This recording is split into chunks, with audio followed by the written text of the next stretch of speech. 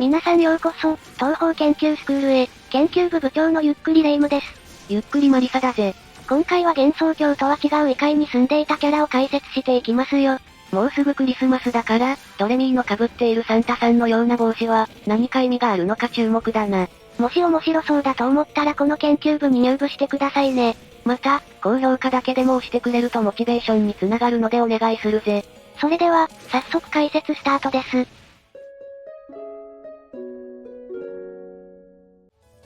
さて、まず紹介するのは東方高魔教の三面ボスである本命輪です。姿は人間と変わらず、中国風の服装をしていて動きもすごく軽やかなんですよ。歌人服とチャイナドレスを足して2で割ったような淡い緑色を主体とした衣装。髪は赤く腰まで伸ばしたストレートヘアで、側頭部を編み上げてリボンをつけて垂らしています。ちなみに、東方ロストワードではドロワーズを履いていない立ち絵がありますね。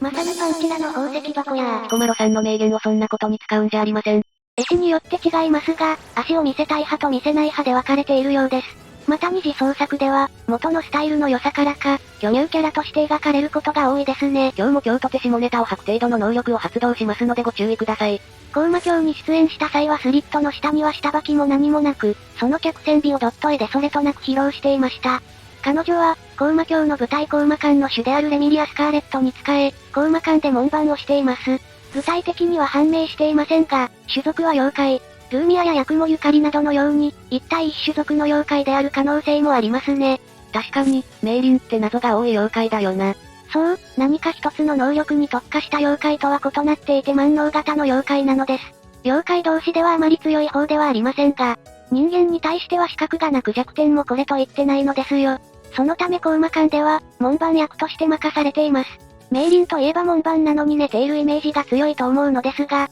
これは愚問式の目撃情報にて、昼間に高魔館を見ていたら門番が寝ていたという情報があるので公式設定です。寝ていても可愛いから許す。性格は妖怪としては珍しく、かなり温和で、高魔館へ不法侵入を試みたり喧嘩を売ったりしなければ襲ってくることはまずないです。それどころか、人間でも気さくに話しかけてきては愚痴を聞かされるようだぜ。メイドであるいざよい昨夜に対しては丁寧語で喋り、昨夜の方はタメ口という描写が公式でもよくありますが、門番とメイドの上下関係についての公式見解はないので、口調は単に彼女の生真面目な性格の表れとも取れます。へえ、もしかしたら同じぐらいの立ち位置だったりするわけか。彼女の一日は朝には太極拳を舞い、昼には稀に昼寝をしていたりと、どこか親しみやすさを感じさせてくれますね。そんなメイリンは遠くの世界から来ています。外の世界とは別のまだ遠い世界から高魔館組が来たとされているので、本メイリンも同じく別の世界から来た住人です。また、どういうわけか高魔館組といえば西洋を思わすようなデザインのキャラクターばかりなのに、なぜかメイリンだけは中国風という不可思議な関係性です。確かに、パチュリもレミリアも中国とは程遠いよな。もしかしたら、少し他の妖怪と異なった性質を持ったメイリンは、また別の世界から雇われたのかもしれませんね。暗黒大陸とかかな？いやメイリン強すぎでしょ。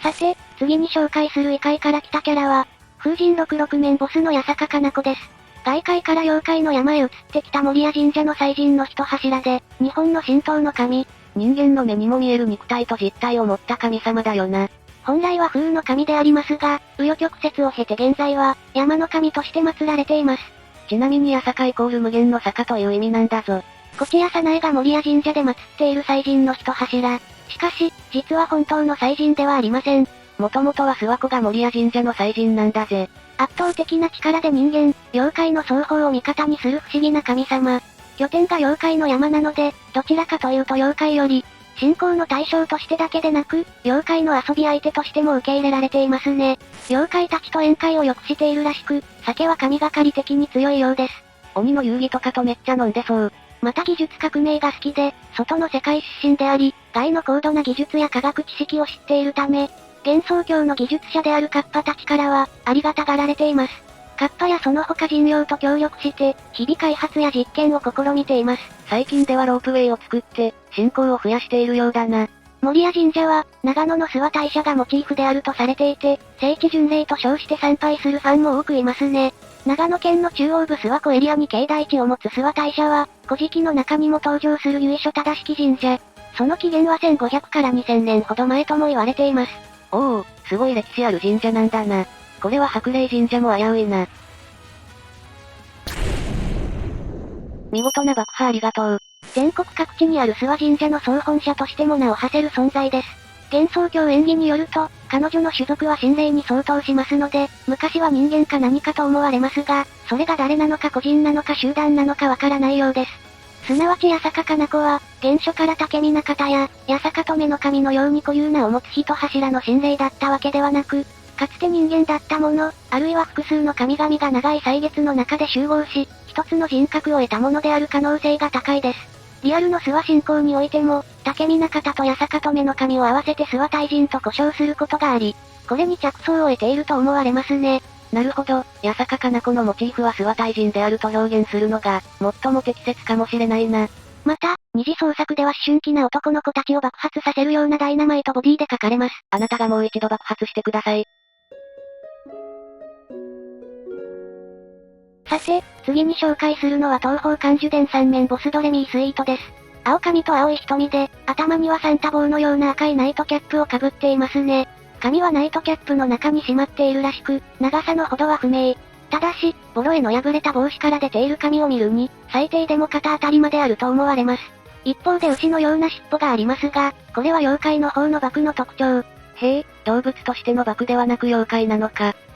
バクは体は熊、鼻は象、目はサイ、尾は牛、足は虎にそれぞれ似ているとされています。思った以上にめちゃくちゃ迫力があるぜ。ドレミーの両手にそれぞれ持ち物があり、右手には人の夢である無根、左手には全ての夢が記録されている夢日記を持っていますね。彼女は夢の支配者で、東方における夢は他者と接続しているものであり、この接続部分を通して、例えば夢の中で見知らぬ場所にも行くことができて、出会ったことのない誰かに出会うこともできるようです。また、何者にもなることができるようですね。夢は様々な現象や力学が自由であり、そのため他者と共有していることによる影響力も大きく、そしてこれを自らの力として意図的に使用しようとする者は中止されなければならないようですね。この夢の世界を監視するのが、バクの妖怪にして夢の支配者であるドレミースイートです。バクって夢を食べるイメージだったけど、監視もしているのか。